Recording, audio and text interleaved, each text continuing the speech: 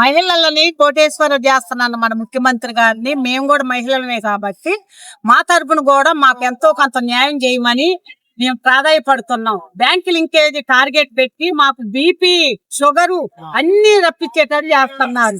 ఆ టార్గెట్లు పూర్తయితేనే మీకు జీతాలు, లేకపోతే లేదు. ఆ వ్యక్తిగత పాస్బుక్ల్లో మాకు జీతాలు పడవు, బీఓలో పడతాయి. అవి మళ్ళీ గ్రామ సమైక్య వాళ్ళని ఓబీలను మేము బతిలాడుకోవాలి, తర్వాత మళ్ళీ సీసీ గారిని బతిలాడుకోవాలి.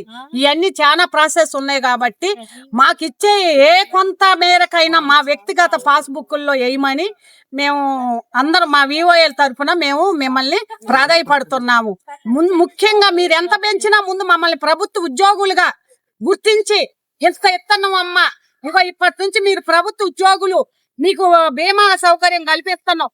ఇవాళ ఆరోగ్యం బాగాలేకపోతే ఒక హాస్పిటల్కి వెళ్తే మేము ఆ టెస్ట్ అని ఈ టెస్ట్ అని 10,000 రూపాయల టెస్టులకే రాస్తున్నారు. అయినా కూడా మేము గ్రూపుల్లో సంఘాల్లో మహిళల్ని బాలిక కిషోర్ బాలికలని, వృద్ధాప్య బాలిక ఓల్డ్ పింఛన్లని ఇవన్నీ మేము సకాలంగా మహిళల్ని మేము క్రమ కార్యక్రమంలో మేము నెరవేరుస్తున్నాం. కాబట్టి ముఖ్యమంత్రి గారికి మరోసారి మేము చెప్పేది ఏంటంటే మమ్మల్ని కూడా ప్రభుత్వ ఉత్సవంగా గుర్తించి మాకు ఎంతో కొంత ఒక్కసారి మేము ఇంత అని అడగట్లా. ఇవాళ కనీసం ఆయిల్ ప్యాకెట్ తీసుకుంటే 210 రూపాయలు, కనీసం 15 రోజులు కూడా రావట్లే.